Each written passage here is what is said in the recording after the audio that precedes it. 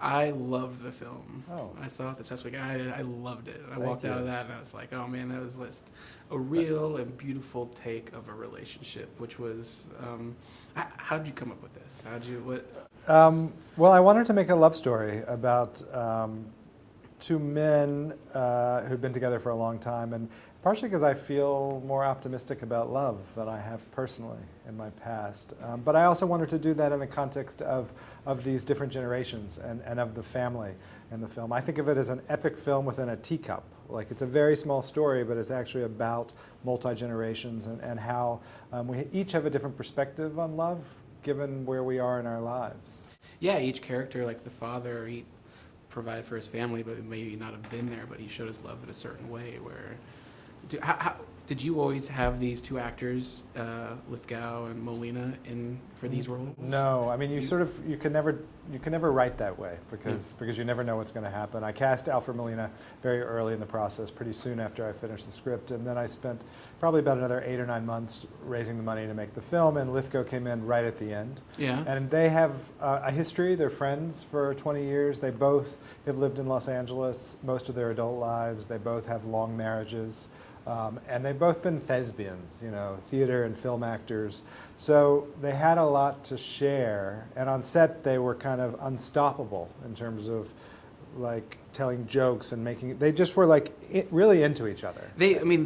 I would think they seemed that they were married for 39 years. Yeah, they kind of fell in love. Yeah. And they would say the same thing. I mean, and I think that that comes through in the film. There's something it's also they're really great actors. So you believe what they're doing. And when you finish the film, I think people really feel like they know Ben and George and that these are people who have a history. It was shot in New York, right? Yes. All of New York. It It definitely felt very like Woody Allen's love story to Manhattan. This was kind of like your love story to New York as well, because I think New York plays a character in the film too. Well, Woody Allen was important to us in the writing of the script. Yeah. I mean, I really specifically remembered Husbands and Wives and Hannah and Her Sisters in terms of films that used humor and drama and talked about a world. This world is a little different. I mean, there's black people, there's Dominican people, there's people without money, there's people with small apartments. Excuse me. So it's a different world than Woody Allen's, but certainly that film was important. Who did the paintings?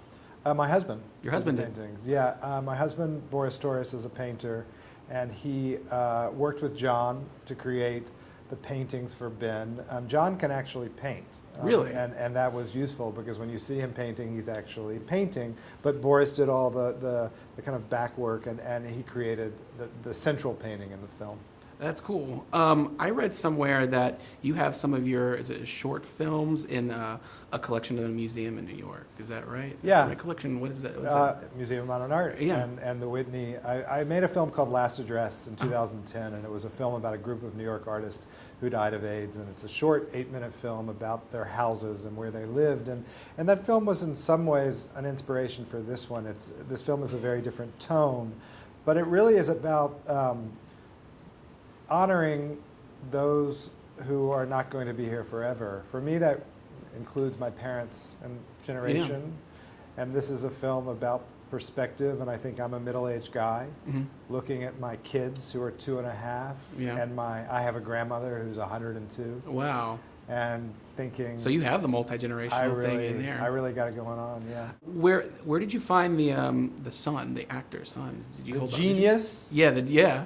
Charlie Theron. Yeah. I found him in an audition. He came in, but he's a very experienced actor.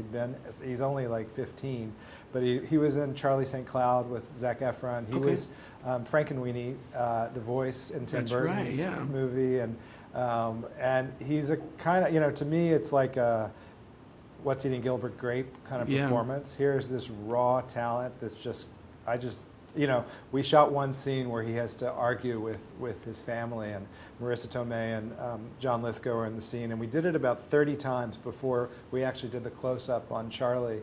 And he was so good, and I was watching him, and I thought, has he really done this 30 times like this? And I went in and I asked the actors, has he been this good every time? And both Marissa and John turned to me and went, Wow. And I saw on IMDb you had a special thanks to you for Beasts of the Southern Wild and Martha, Marcy May, Marlene. What did you have to do with those two movies? I was Sean Durkin's advisor at the Sundance Directors Lab, and he was the director of Martha, Marcy. Okay. And myself and Afonso Gonzalez, who is the editor of this film and edited all my films, were asked by Sundance when Beast, about a year and a half before Beast was finished, we were asked to go watch the film, and we both, they were very, believe it or not, they were very unsure about what they had, and I said, you have something really amazing here, and I think that was a moment when that was important to Ben. And then Fonzie, my editor, then went and spent a year re-editing the movie. Okay.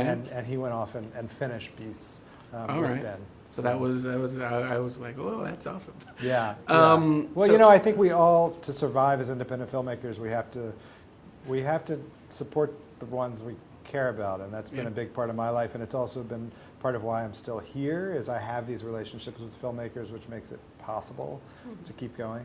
Cool. Obviously, you're a fan of film. What are some of your favorite scenes from movies that have stuck with you growing up that got you? Well, I'm looking at this shot that's on the poster of Love is Strange, and we call it the Midnight Cowboy shot. Okay, yeah. Because really, I set out to in that scene, which is early in the movie, to create a kind of iconic image of these two men very forcefully moving through New York City, and there's a very famous shot of Jon Voight and Dustin Hoffman doing that in Times Square in Midnight Cowboy. And what I didn't really know is that it would become the iconic poster shot. Yeah, and it's so good. And I love that scene where they're like, you don't know where they're going in the movie at the beginning, but they're like, oh, we got to get it. I don't want to sweat. And I was like, that was perfect. Yeah. I mean, what these actors are so good at is creating a very spontaneous sense of reality. I mean, that line where Lithgow says, I don't want to sweat. I actually thought it was improvised, and then I went back to the script. I'd written that line, Awesome. or Mauricio, my co-writer. One of us had written that line, but these guys kind of took over, and they own this material. Yeah, it was great. Like I said, I loved it, and thank you so much for talking with me today. Thank you. Thank you. You make it easy.